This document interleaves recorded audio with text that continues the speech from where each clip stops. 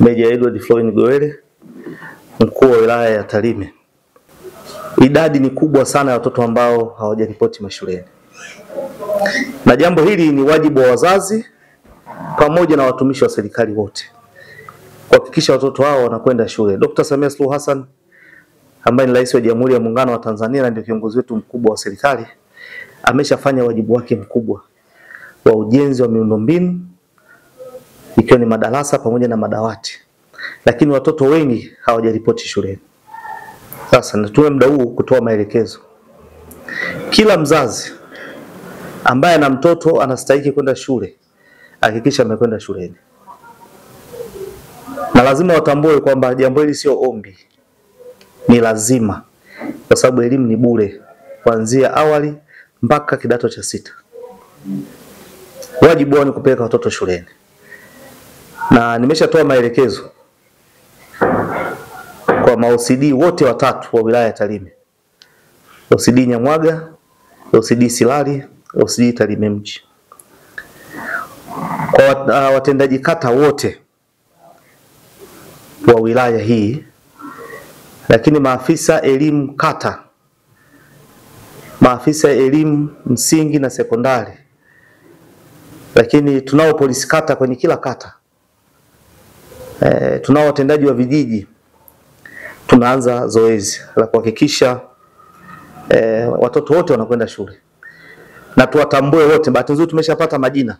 Kwa kila shule, kwa kila kata ni watoto nani na nani hawajakwenda shule.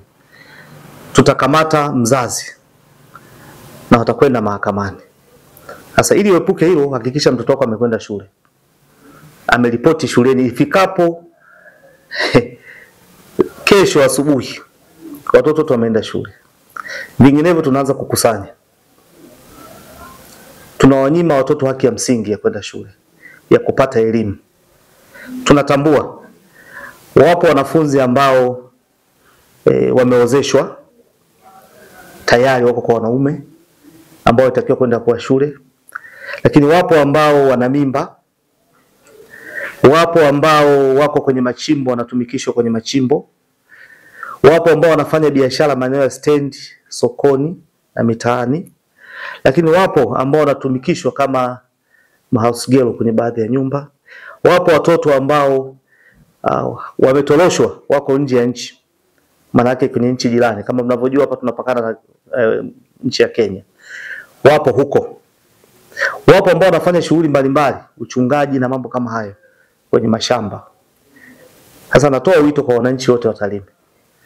Ifikapo kesho watoto wote wameenda shule. Hatutakuwa na huruma katika hilo. Tutakamata na watakwenda mahakamani. Sisi tutakamata mzazi.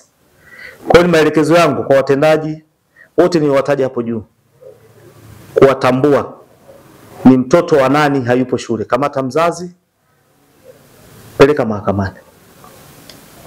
Hatutakuwa na huruma katika hilo.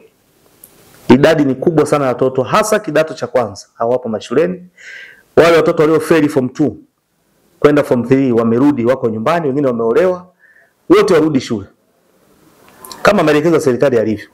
Lakini kingine kinachochangia utoro ni watoto kutopata chakula shuleni. Hili limekuwa tatizo. Tarime tunapata mvua mara 2 kwa mwaka, tuna vyakula vya kutosha, hatuna sababu watoto wasipate chakula shuleni. Hii inasababisha, inachangia pia kwenye utoro. Lakini na malezi